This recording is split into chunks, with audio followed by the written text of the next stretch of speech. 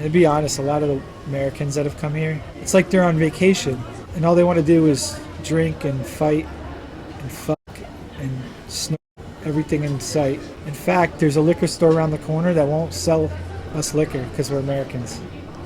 Think of how bad it had to be for that to happen. Greetings, humans, and welcome to another episode of Off the McBeaten Path. Officially on our second YouTube channel. It's no longer just a podcast channel. Soon we're going to be posting full-length alternative travel vlog stuff I can't really post on my main channel. Also podcasts, interviews, and sometimes commentary. So if any of that sounds interesting to you, please subscribe, share the video with your friends. Let's get the channel growing. Let's get it going, guys. Today we are in a mystery country, a different country, not Ukraine. We've made it out of the European Union. We're a little farther south now, in a warm place. Can you guess where we are? Can you guess? Yeah, I want to thank you guys for watching the videos on the main channel and on this channel, for subscribing on the podcast. Like, just any support you can give, liking the videos, commenting, sharing with your friends, anything you guys have done over these last 6 months. That's right, 6 months on the road we've left. It's been a half a year traveling around the globe. Anything you guys can do, I really, really appreciate you guys so much. And like I said, we've hit the 6 month mark, and I feel like now this has become like a very special journey. I feel very confident we're going to make it all the way to Japan. And I feel like this is some bucket list shit. It's something that I'm going to remember for years and years and years to come. And I feel very privileged that people are interested to join me for the journey. So thank you guys so much. From the bottom of my heart, I love you guys. Thank you. But enough about me. Today, we sat down with a real-life G.I. Joe, an army hero in Ukraine. This homeboy named Donny. I met him at a hostel in Lviv. And Donny's from the USA. He left the USA to go volunteer in the Ukraine army. Something that I find crazy, possibly stupid. I find this demographic like very interesting. These kinds of people that like left their home. I don't know why. Maybe they have stuff in their past they're running away from. Maybe they couldn't get in the US Army. I don't know. I'm not speaking on their behalf, but it's just things that were churning on my mind. Like, why are these guys here? So I sat down with Donny and asked him exactly that. So hope you guys enjoy the newest episode of Off the McBeaten Path. Cheers. So I guess we could start with your name. What's your name? Donny. Donny. Sweet. Yeah. And you're from New York? I'm from the Boston area. Boston, okay. Yeah. Massachusetts. Why did you decide to come volunteer in Ukraine? So where I grew up and where I'm from is like very rich in Revolutionary War history, and I've always been interested in that, and I felt connected to that, and I've always a big freedom lover, right? So I didn't really get to participate in our war for freedom, and I felt like it was a good cause, and it was a time to be on the right side of history. And I'm getting a little older, so I felt like it was this was the way to go. Yeah. It was a good fight, so I figured I could probably got one good fight left in me. So freedom, there's no better cause than freedom. Had you volunteered before with the U.S. Army, or did you have any prior? Actually, yeah, I didn't want to talk about it. Oh, okay, fair enough. Just my background in general. But. Yeah, that's all good. So, I mean, I imagine you were a bit afraid to come here, right? No, I've never really been afraid of anything except for babushkas. I kind of feel like your time's your time. So there's really nothing to fear in life. You're gonna either learn a lesson, or you're gonna succeed, right? So either I learn a lesson and I move on from it, and it's a good experience, even if it's a shitty experience. So what's the fear? Death? I mean, we're all gonna die, right? So yeah. At least die for something, A lot of people are gonna die in a nursing home when they're 100 years old. Right. I might die 5 minutes from now. So you're just done giving a fuck. You're like. Yeah, I think most people need to let go of their fears and just kind of do life. Skydive, ask that girl out on a date, you know, whatever it is that, you know, that's holding you back. I think that, you know, you should just say fuck it and do it, right? I mean, all these people, like, they spend their whole lives punching a clock or staring at the walls. And they live in fear of what?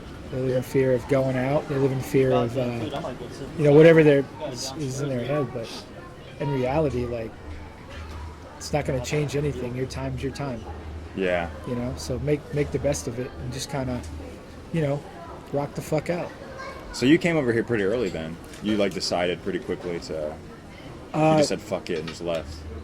Yeah. So in February when they rolled into Mariupol, I was contacted by a brother of mine who had fought here previously, 2014, and he's like, "Hey, they just rolled into Mariupol. It's gonna get ugly."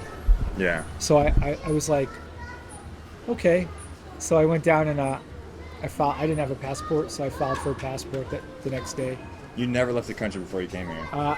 I never left. I never came like to Europe or anywhere that needed a passport. So. Damn, bro. It's your first time overseas and you're like fighting in a war. Yeah.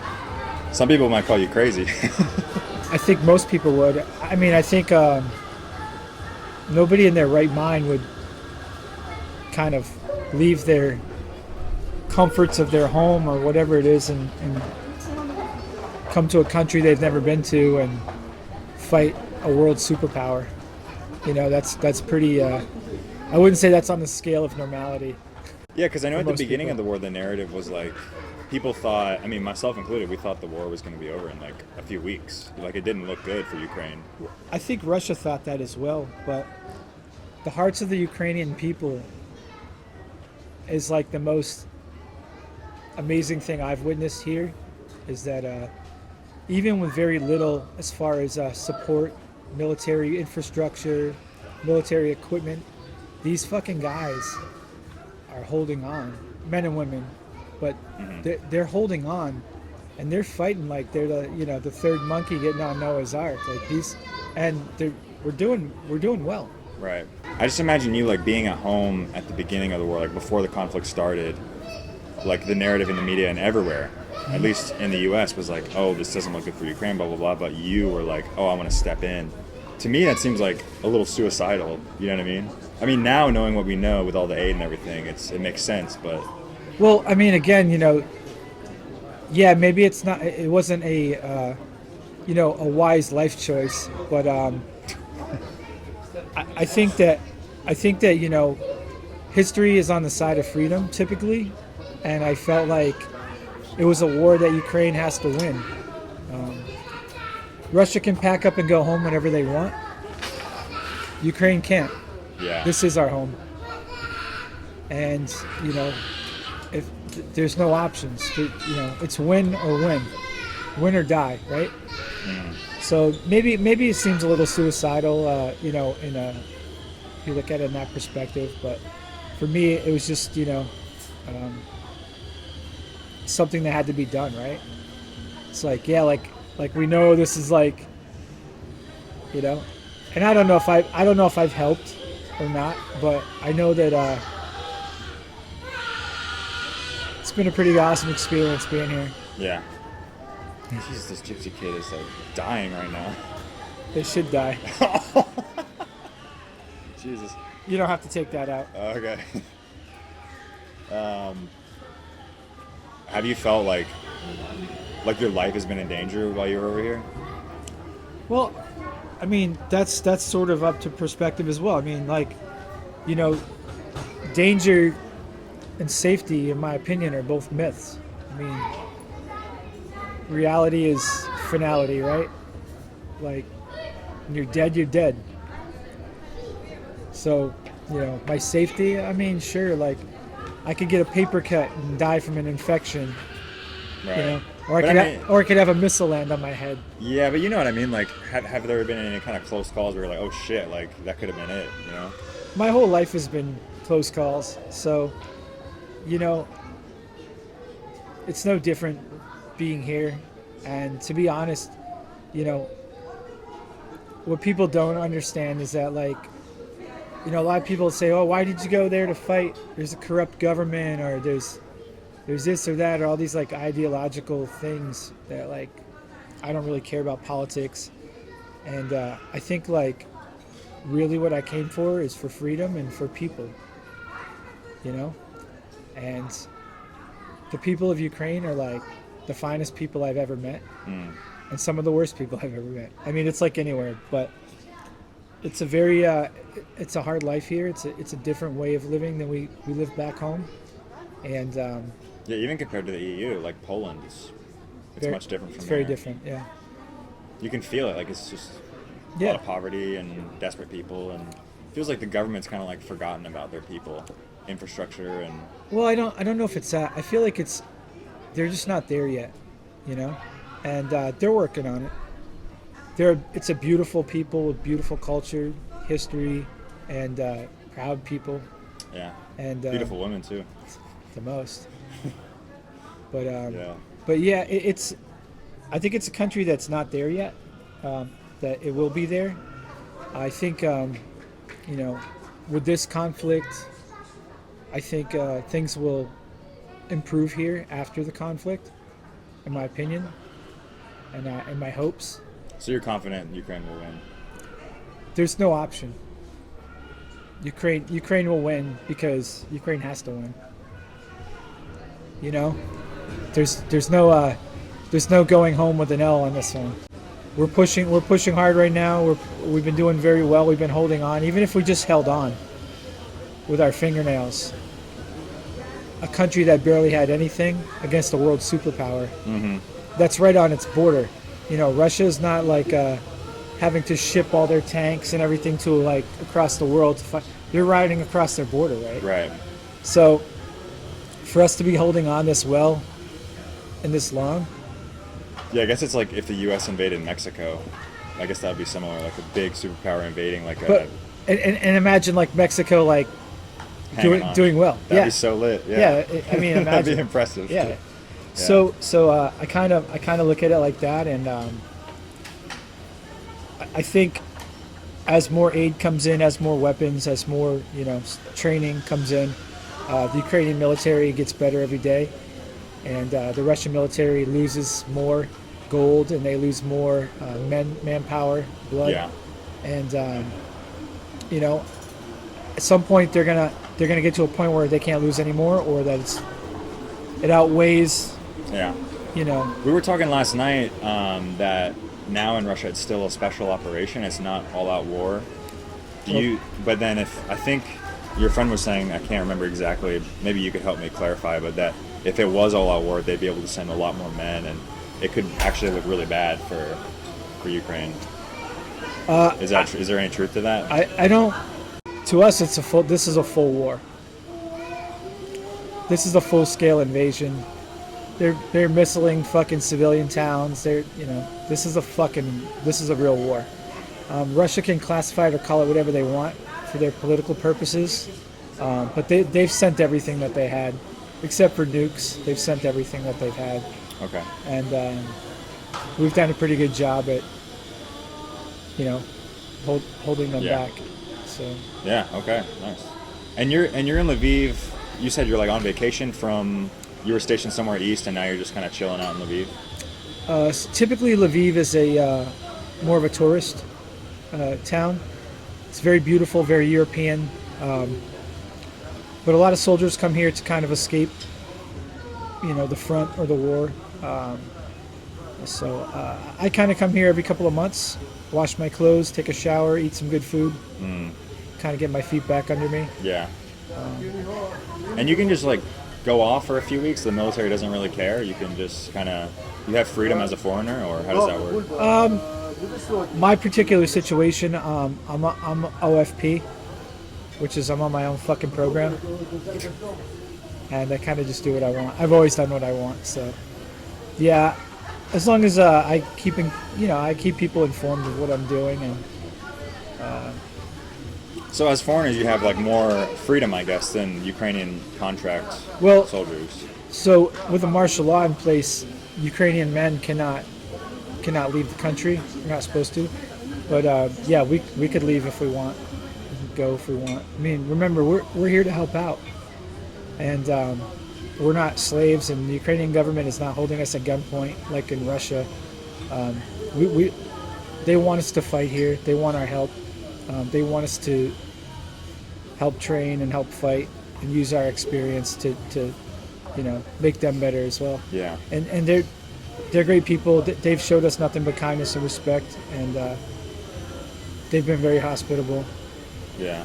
Considering. Yeah, it was just kind of surprising to me that, you said you're in the military, but like you're staying in a hostel. I don't know. I never thought that it could work like that. I mean, I could stay right there in that stoop if I wanted to, or Yeah. it's my choice. But so you could just go back to the U.S. tomorrow if you wanted to. yeah, if I want to, yeah, could go to Poland and go home. When will you go back to the U.S.? I'd like to stay here till the war's over. I'd like to maybe stay longer. I kind of feel like more home here than I do back home. Why is that? I don't know. I think the U.S. is it's a different way of living. I think here you kind of have to earn it a little more, whereas back home, a lot of people feel entitled to just have everything handed to them. And you can't be a certain way anymore, or it's like frowned upon to like.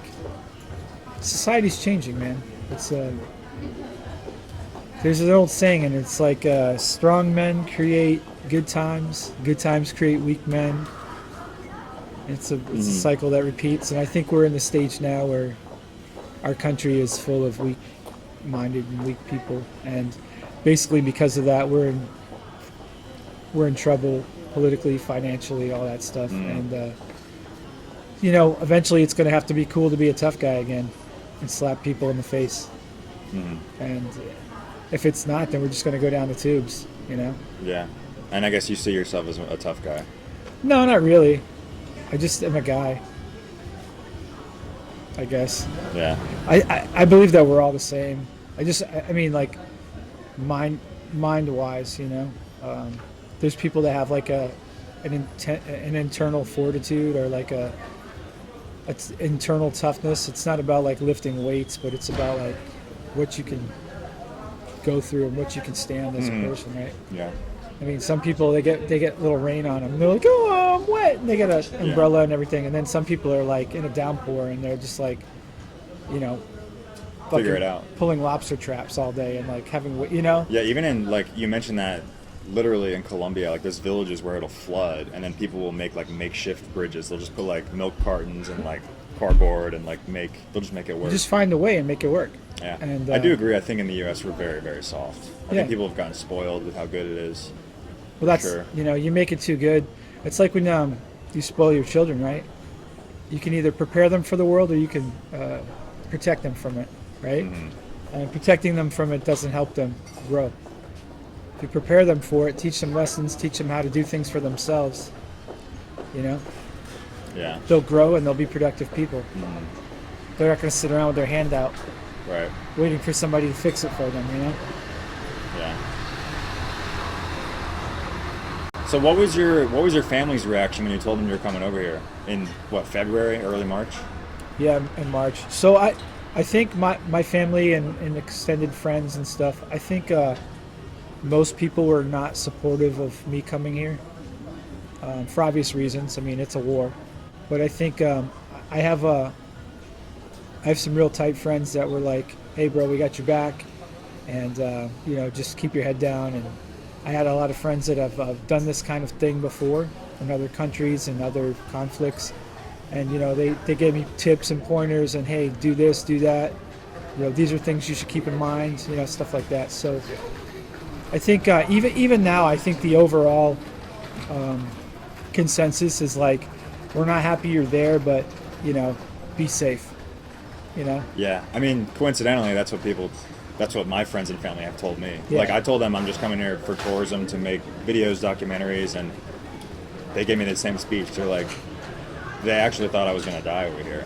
Yeah. But I mean, it's totally fine in Lviv, you know. But it is totally fine. But you know, the way I look at things is that you could die anywhere. You could die back home. Hey, with especially the way things are going, dude. I went home a few weeks ago and there was like a shooting in my mall, like literally 5 minutes from my house. There was a shooting, a stabbing, like. And that's a thing. Like, you know, safety is a myth. Danger is a myth. It's how you handle things. Are you prepared for danger? If you're prepared for danger, things are a lot less dangerous. Yeah. Right. I agree. And if you know, if you're too safe, yeah, maybe you'll live forever, but you probably won't. It'd be boring as shit too. You probably won't. You know. So like, you know, skydive, right? Do 100 miles an hour on your motorcycle. You know. Kiss that girl. Like, do the things that are gonna make those memories and make your name live on, right? Because really, all that matters after. I mean, we don't matter. Like, we're just specks of dust in the wind, right? Like the sun. But if somebody remembers you, you live on forever. Mm-hmm. If you teach somebody something that saves their life, or if you do something crazy that's historical, whatever it is, right? Yeah. So you feel like this is your moment then, being over here and volunteering? I feel like I've had a lot of those moments in my life. So I'm content with, you know, whatever my outcome is here. Mm-hmm. Whether it's I make it through the war and I go home, or I find whatever it is, like, or if it's I walk down the street and get hit by a car. Mm-hmm. I'm pretty content with how my life has been, and I don't have any regrets about anything. Cool. I like it here. Yeah, I imagine the Ukrainian people must love you, man. Like, you've come over here and you're helping their country, and you know, you probably get a lot of attention, don't you? It's really weird because I've been treated like Elvis by Ukrainian people, and I've been treated like Putin. So it really depends. I think out east a lot of the people, they hear that we're American or we're Canadian or we're, you know, from other, you know, Western countries, and they're like, wow, you know, wow, thank you, you know. Yeah. And it's a really cool feeling, like, to, you know, be treated like the Beatles, right? Like, holy shit, like, that's, you know, you guys are cool. But you know, I've had some people here that didn't you know, that told us straight up, we don't want you here, we don't need your help. It's a double-edged sword, but I think more likely than not, we're treated very well by the Ukrainian people. I think, you know, most of the aid workers, not just military volunteers, but aid volunteers. There's a lot of medical, you know, doctors and Right. you know, medics and stuff like that. A lot of people driving supplies, people handing out food. I mean, you know, whether you believe in this country or not, or believe in its politics or these imaginary lines that all these people want to argue about, it doesn't really matter, because like, these people are like amazing people and they need help. Yeah, You know? for sure. And like, you know, whether it's, you know, cooking food or fixing a car or, you know, fighting on the front line, like, you know, we're all doing something. We all got off our couches and we came here, right? You know, even, you know, what we're doing now, like, it's getting the word out, right? Yeah. So, you know, in some way, it's all helping, and it's about helping people. And there's good people everywhere, but there's definitely a lot of beautiful, good people in Ukraine. Yeah, for sure. I agree. Yeah, some of the nicest people I've met in Europe are in Yeah. Ukraine. It's been an eye-opener for me, because I feel like in America, everybody's just fucking, like, entitled and just kind of Well, everyone's at each other's throats too. There's so many enemies. about everything. Like, You could say, look up and say the sky's blue, because it's kind of blue, right? And I could say, no, man, it's gray because there's clouds, right? And we want to kill each other over that. Like, it's not an issue that we can agree on and just be friends. yeah, it's like there's no room for compromise in the U.S. Well, like, we don't have to agree on anything, but we could still be friends. Yeah. And that's what I tell people back home. I'm like, we don't have, like, you know, all this, like, left and right shit. People are like, oh, you're left or you're right. I go, bro, I'm an American. I don't have to be either one. If there's a good idea, then let's do it. If something makes sense, let's do it, Yeah. right? Like, we don't have to fucking be so polarized. And I find that people here, they don't have that. Well, they have bigger problems, don't they? Of course. Like, I feel like they've kind of rallied around a common cause, and they've. I mean, it's like the U.S. after 9/11. But it's like people yeah. like actually came together, and you know. Trust me, ask me how I know. How do you know? I was in New York City on 9/11. No shit. Yeah. I watched that shit firsthand. Did you really? Yeah. What were you doing that day? I was on my way to work. In Manhattan? No, I worked in Queens on right across the bridge, the 59th Street Bridge. Yeah, I remember like seeing it, watching the buildings crumble in the dust from where we were at, because you could see the skyline from. Jesus, man. Yeah. But think that's the end of the world, you know. But everybody rallied together, and it was a great, bad time, but it was a great time to see people kind of step up and pitch in, right? Yeah. And it was kind of like our downfall. Like after that, like everybody just started fucking hating each other so much, and it's like so bad now. But I feel like here people are so patriotic, and they're just so proud. Ukrainian people are very proud and like 100%. just amazing. Like I mean, honestly, like I couldn't have told you, you know, 6 months ago, 8 months ago, I couldn't have told you like I fucking even knew a Ukrainian, you know, or anything. You'll never forget now. No, this place is pretty dope. Yeah. Yeah. So what do you do like to pass the time here? Like you're on vacation? Pretty much, you know, laundry's huge. Finding a place to wash your uniforms, especially if you've been in the field. Uniforms get really dirty. Food. The food is very different. Military food as opposed to like eating at a, you know, nice cafe like Dolce Vita. You know, kind of socializing with people that aren't in your circle. Now, the guys in my unit or the guys in my circle are like, I love fucking as much as family, maybe more, right?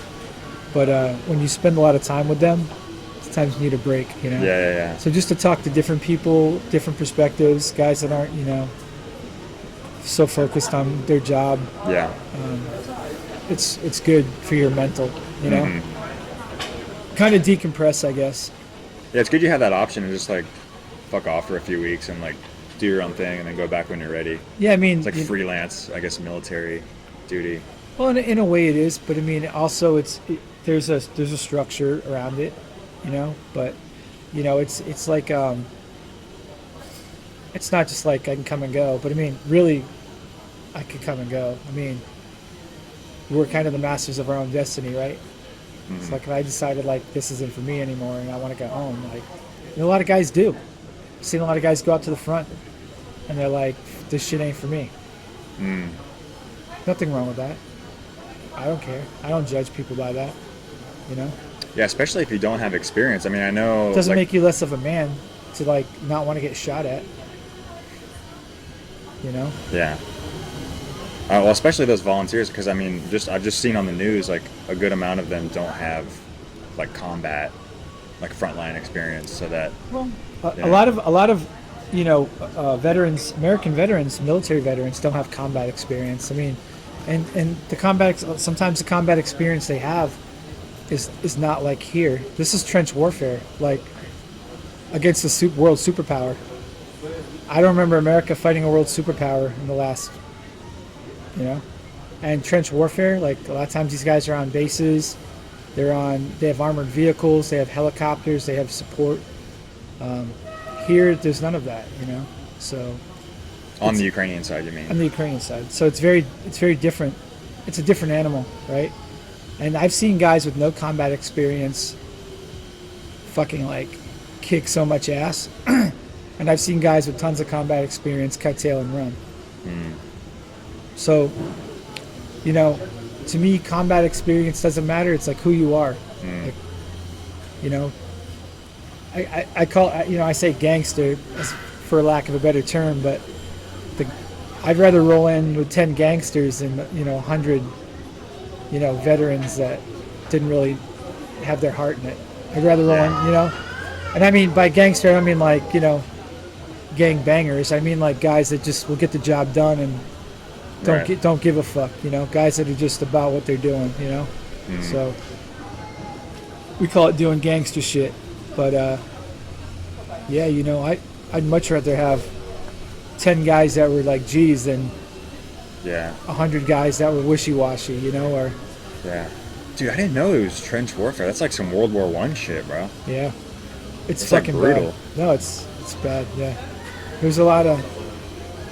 You can look up. There's a lot of like videos too, like show actual like guys moving from trench to trench, like shooting each other at close range. It's fucked, you know.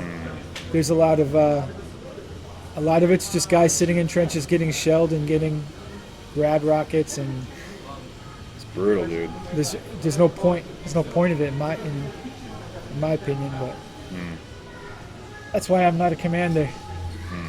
Well, I'm not Ukrainian either, but So you said you wanted to, we'll finish up here in a second, but you said you wanted to share a story about some guy that was in the military. You still want to talk about that? yeah, I can. I'll just go if you Yeah. want. I'll just go on the story and you can Go for it, yeah. add it or not. So I'm in my room one day and I hear a loud commotion, and I come out of my room here at the hostel, and one of the receptionists is getting yelled at by this old guy, and he's American. And she asked me if I could help him with his bags because the elevator was broken. So he told me that he was in the military and he has part of a 120-man unit that's coming in. And so I asked him if he was in the military, why couldn't he carry his bags up to his room 2 floors? Right. And Was he asking the receptionist to do it for he him? wasn't asking, he was yelling at her to do it. Basically telling her that he couldn't do it and this and that. And this guy was probably in his 50s, say mid 50s or so. Right. So then later on, American guy or? yeah, he's American. Supposedly he's from Florida, but Okay. so we get him upstairs to the lounge. The 4th floor lounge has like an open area where you can hang out.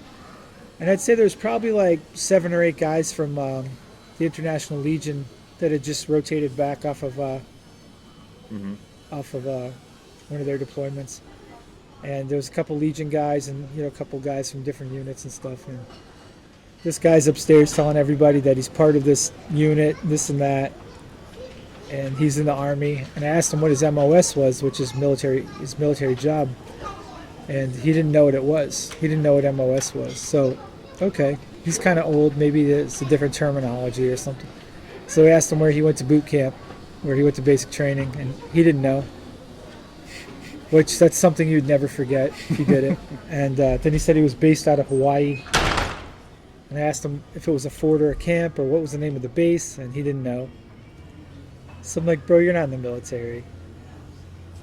So then he said he was a police officer. And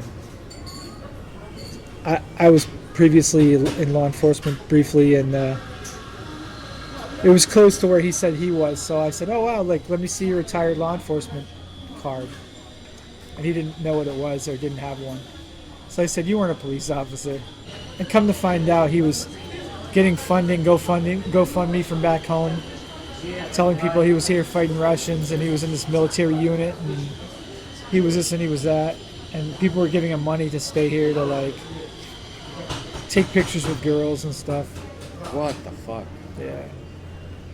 So the next day he kind of got surrounded by all the other guys, and they kind of gave him an ultimatum. They kind of told him like it was time for him to get out of town, or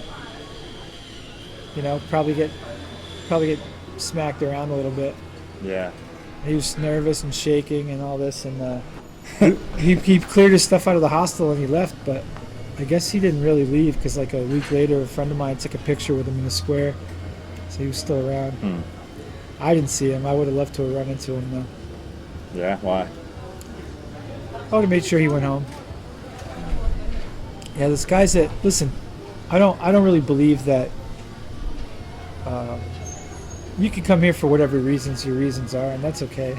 But if you're coming here just to be a fucking piece of shit, and to be honest, a lot of the Americans that have come here have been below the level of expected. I don't know. I'm trying to think Like of aptitude, like. Well, it's not even aptitude. They're just like, they come and it's like they're on vacation.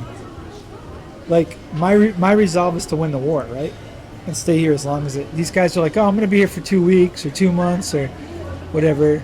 And all they want to do is drink and fight and fuck and snort everything in sight and look like complete assholes. and they make us look like assholes, right?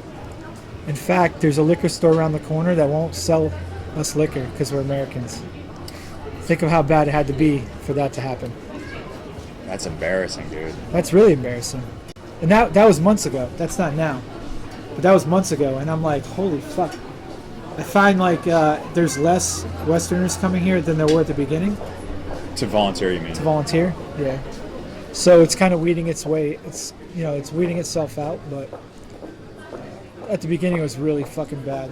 So it's just guys that come here to party and just have a good time.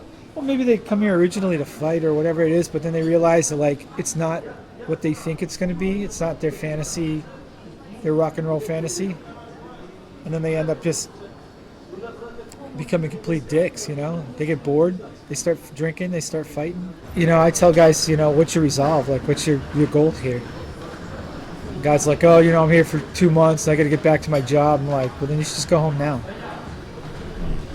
Not that you're not going to help, but like, unless your resolve is to like stay here and be part of this fucking culture and be part of this country and fight for this country and make it part of you, what the fuck are you doing here? So that's why you kicked out your friend from the hostel, because you didn't think he was taking it seriously enough. Well, I just felt like he's laughing at this. He's laughing at all of us. He's laughing at all these Ukrainian people. He's laughing at all these people walking out on the streets that have to like live in fear of a missile strike, or What do you mean he's laughing at them?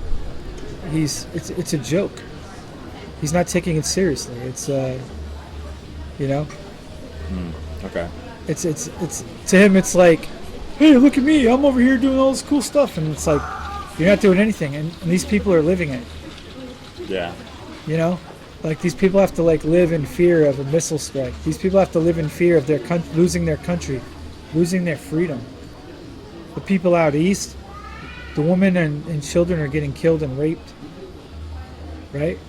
And he's out here like it's a joke, like laughing at these people, like. Right, he's doing it like for the glory and like for the attention. Yeah. Just to fuck around and have fun. The fact that he had a GoFundMe is pretty fucked up, actually. Yeah. I mean, listen, I don't really care. Do what you want to do, but like, don't come out here and like laugh at these people. It's not cool. I guess it's kind of making the whole system look bad, because number one, the Ukrainian government's like accepting him, and number two, well, the government's not accepting him. Nobody's accepting him. But the thing is that, like, we didn't even accept him, But he's lying to people back home, right? Yeah. There's guys out here actually doing stuff that need donations. I mean, there's guys that need socks on the front line, like dry socks, and this guy's out here drinking every night, smoking and fucking acting like a retard, right? And take that $2,000 that was donated to you, go out to the front and buy these guys 100 pairs of socks. Rent a fucking car and drive them out to the front. You want to help? Bro, that's helping. Yeah. Dude, you know what? Go buy like 10 loaves of bread, some fucking meat and some cheese, and make a bunch of sandwiches and wrap them up and drive them out to the fucking guys in the front that have been eating kasha and pigeon 3 times a day. Jesus. You want to help? Fucking, there's plenty of ways to help. Yeah. And there's plenty of noble things you can do, and there's plenty of great things you can do. And you don't have to be a frontline guy. I'm not a frontline guy. I don't do that shit. Yeah. I won't do it. Well, there's all kinds of need. I mean, even when I was in Poland, just helping people off the train with their bags, just simple stuff. Yeah. And it's not simple. As Americans, we think it's simple, right? Because it's like, but when you help some old woman that's been traveling for 30 hours to get to where you're at, and she has all her worldly possessions, and she's been carrying them by herself, and you grab that bag and take out a load off her back for like 5 seconds or 5 minutes or whatever it is, you're doing the greatest thing in the world. But to you, it's just grabbing a bag. Yeah. Right? Yeah, I guess you're right. But really, you just took all the weight off her shoulders that she's had for the last 30 hours, whatever. You know what I mean? Yeah. I don't know. True. Yeah. Well, there's a lot to be done, but I'm glad you're over here doing what you can. It's pretty cool, man. It's pretty amazing to be here, and it's pretty. it's a good place to be if you want to like do some good. Yeah. You know. Cool, man. Well, thanks for sitting down, dude. Yeah, no Appreciate it, dog. Yeah. Well, good luck with everything. I hope it comes out good. Thanks, bro. Yeah. Slava.